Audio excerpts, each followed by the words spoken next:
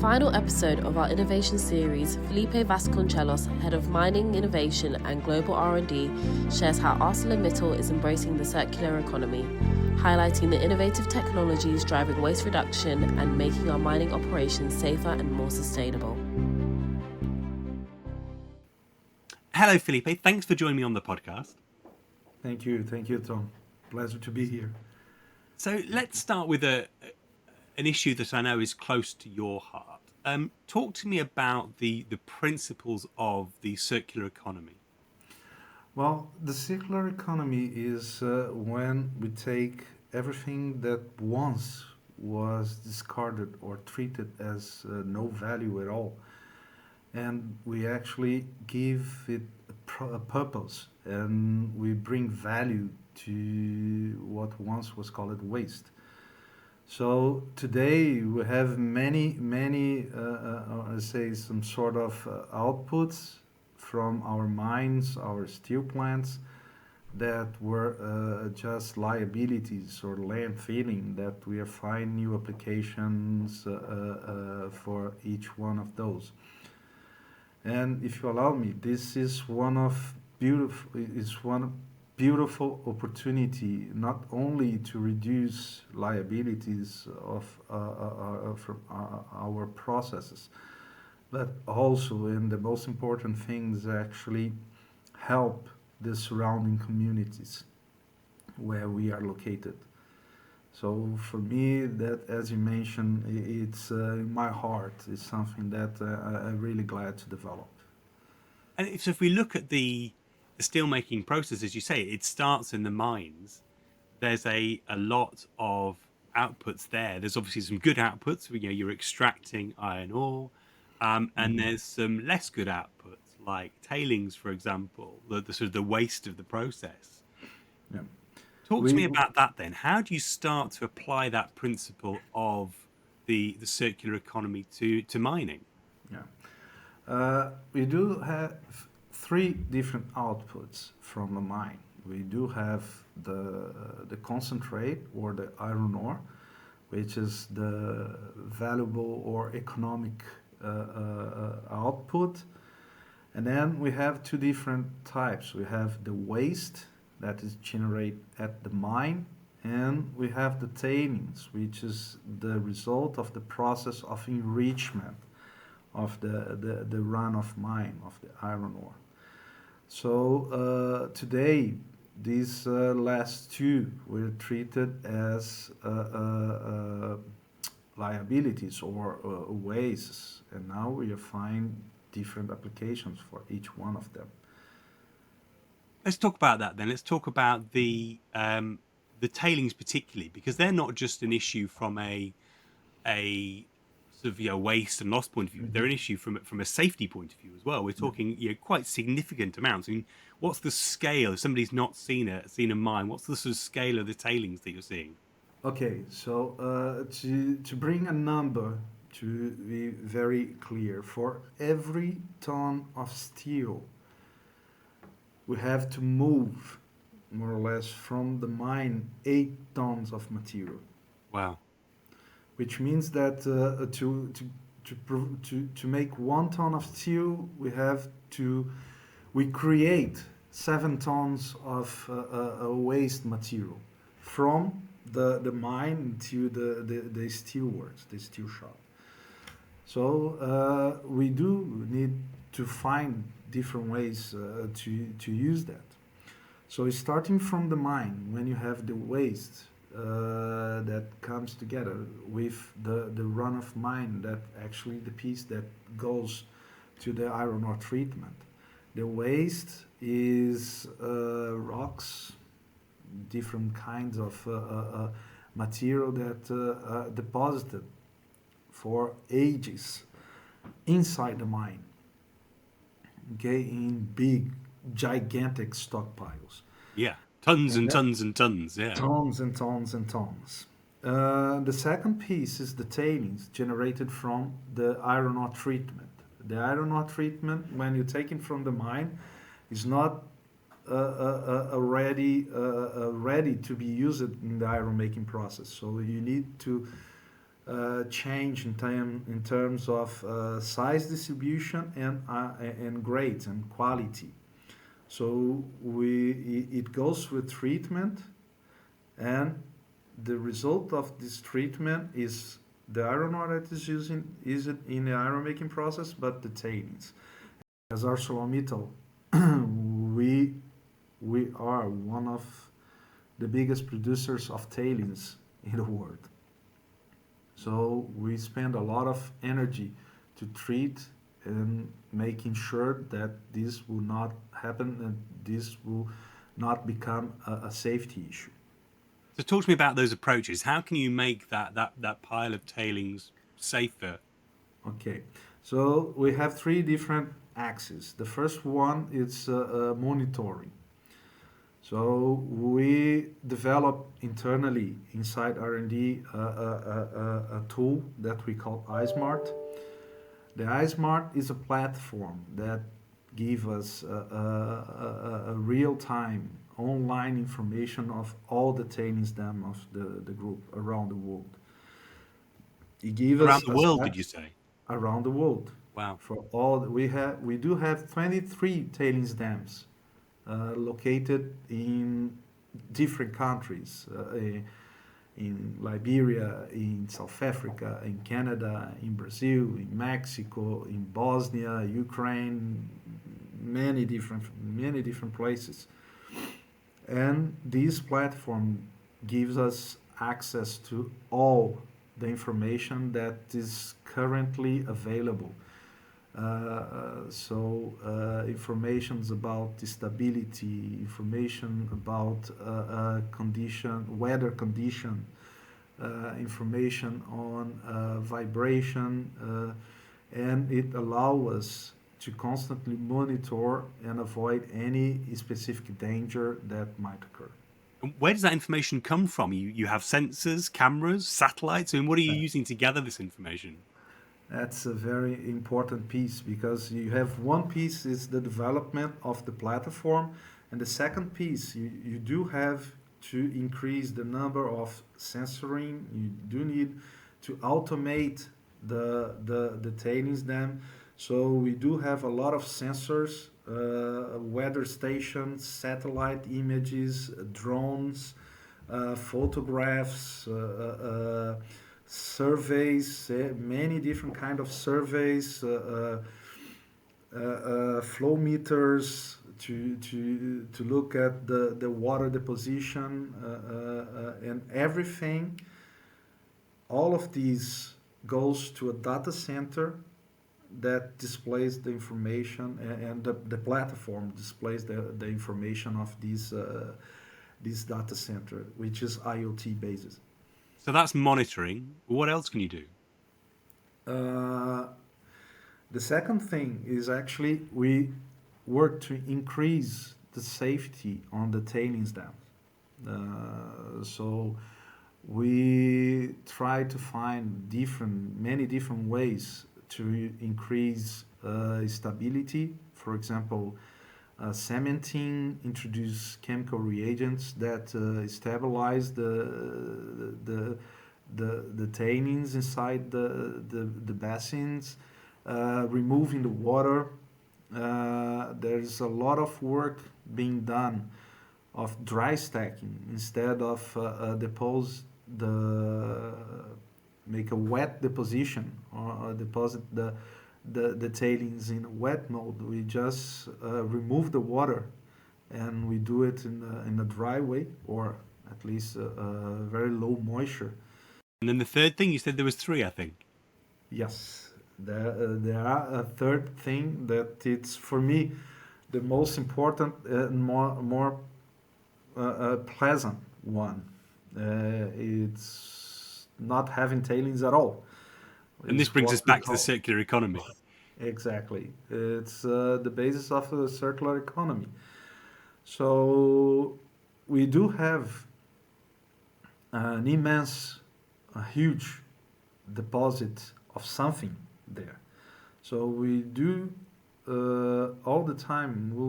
We try to find new applications and new uses for these tailings.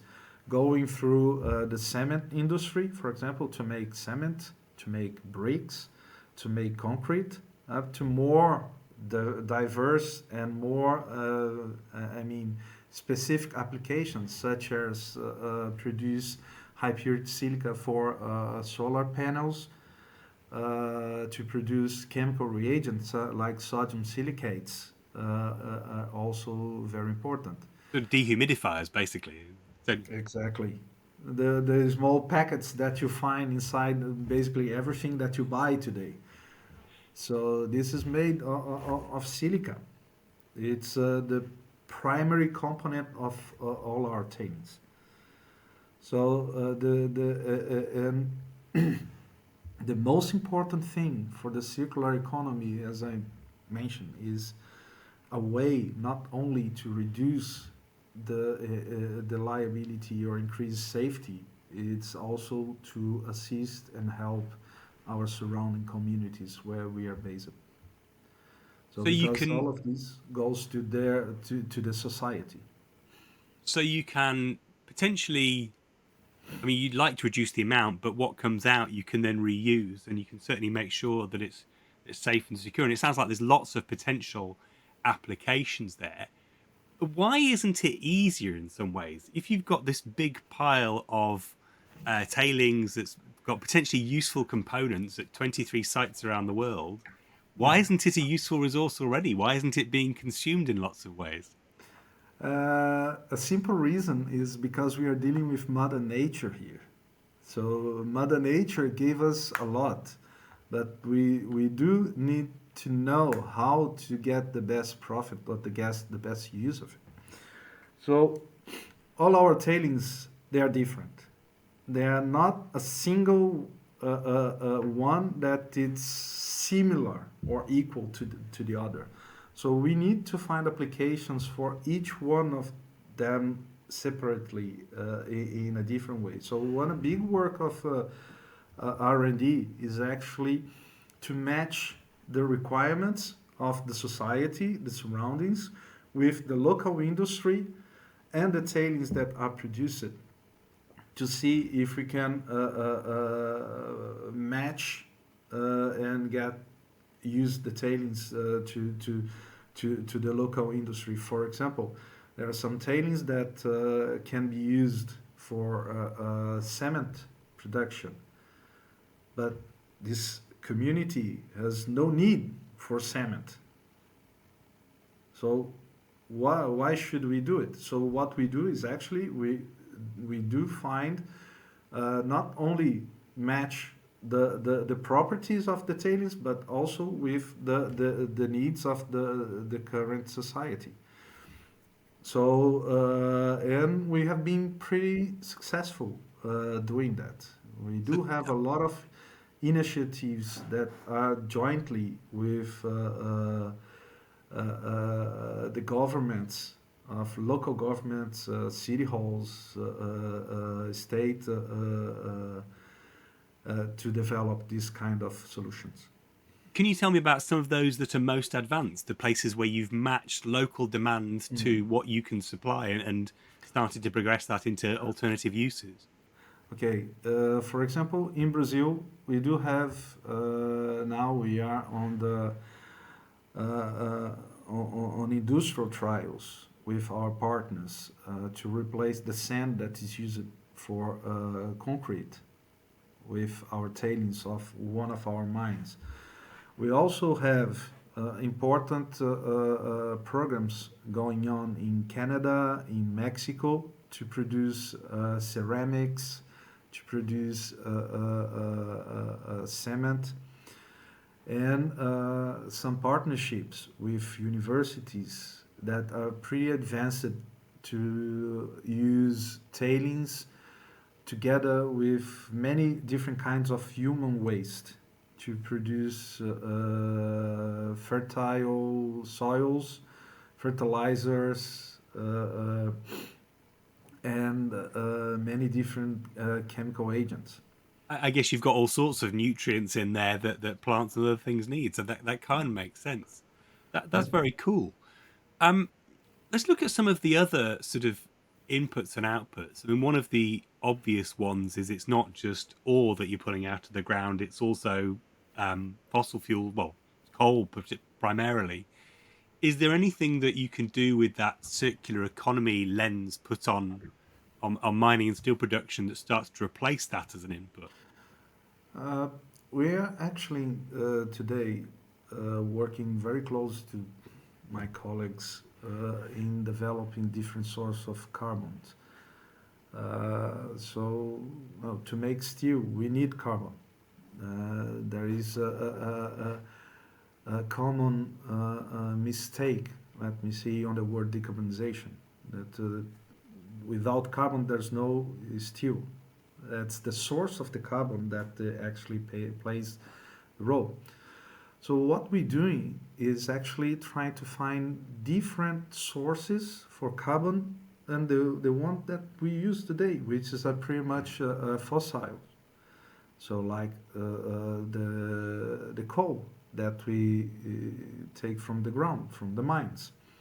So for me, we'd shut down the coal mines and make it all on circular economy, like charcoal, like urban waste. So there's a very strong line of research that we have to find different sources of carbon based on circular economy. I've heard this term black mass recently, which I hadn't heard before. What's black mass? Because that's an alternative source of carbon. Yeah. Black mass is, in very generic terms, it's a source, a chemical source of carbon. So you have a good example is batteries. Okay, you actually can recycle batteries to make them an important source of carbon. That's what we call black mass. Okay. I, like everybody, has a bag full of dead AA batteries from various children's toys. So we could be using that to replace coal. Yes, at a certain stage, yes. So this is a very strong line of research. It's very important in the future because there will be no either we burn all the trees in the world to make charcoal, which is, I mean, it will not help at all. Either we find another ways to do things. The last sort of one of the sort of the wasted inputs and outputs, one of the least sort of circular bits, is there's obviously a lot of heat and emissions lost at certain points in the process, and I'm intrigued by this partly just by the name cold bonding in the pelletization process. I mean, without getting into too much detail, this is an area of research that has enormous potential savings, not just from both a financial and an environmental perspective. Can you give sort of the layman's explanation of what it is and why it's important? Okay, so to produce a suitable source of iron for the iron making process, we need to heat. We need to put heat and basically melt or sinter the iron to put into a blast furnace or a DRI shaft. What we are doing is actually replacing the heat by chemical agents, by chemistry. So we are playing like mad scientists here, trying to find Which you love. good combinations. For me, let's say my kid, he loves to work with me. I could bring him to work. He would be thrilled. He has a lot of outstanding ideas, but that's the point. So we play like a mad scientist actually to replace the heat that we need to bond the iron together to put in the downstream process. We are replacing by chemistry, and this has huge implications on CO2 emissions, for example, because the source of the heat that we use, it comes from either natural gas or coal coming from our mines. So if we are able to get rid of these, this is a massive savings in emissions. Not talking about the dust and everything that some of those processes emit a lot. This is it, because the sintering process is the producer of so much of the pollution, the Yeah, sulfur exactly. dioxides and nitrous oxides and mud and dust and everything. It's also an Exactly. expensive part of the process, right? Exactly. So by changing the way we do, we are also changing all those aspects that you mentioned. So no more heating, or at least let me say not no more, but a very very small need of heat. No dust, no dioxins, and this kind of issues that we have on the sinter plant. And the second point, which is very important, that's the cost reduction. Today, I mean, we live in a world that the price for the energy is skyrocketing every day. So, and the industry is not different.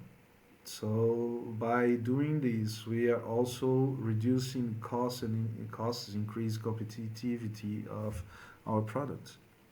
There's a really interesting alignment there. It's an alignment I see across sectors now, where actually the opportunity to reduce emissions, reduce inputs, reduce the carbon footprint does seem to be increasingly well aligned with the opportunity to actually increase profits and actually do things in a more economically efficient way. I mean, that must really appeal to someone with that circular economy mindset.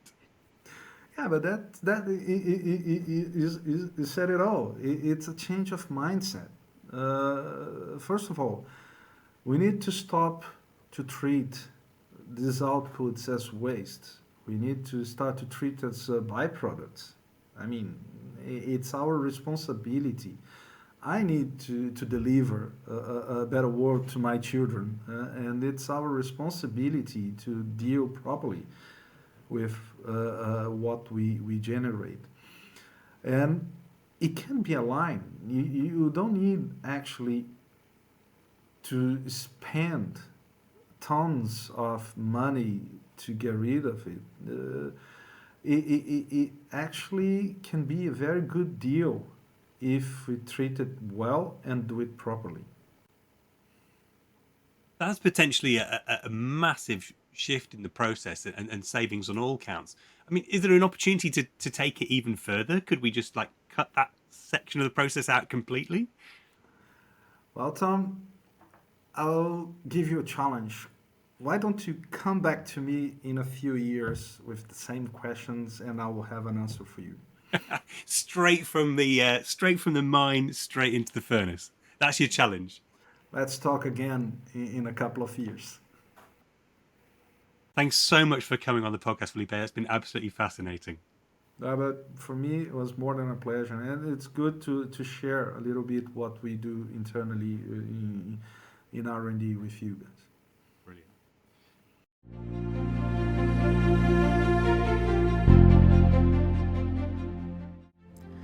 We hope that you enjoy this episode. Don't forget to subscribe and follow the links in the description to find more exclusive Steel Thoughts and Steel Talks content on the website, Spotify, and other channels.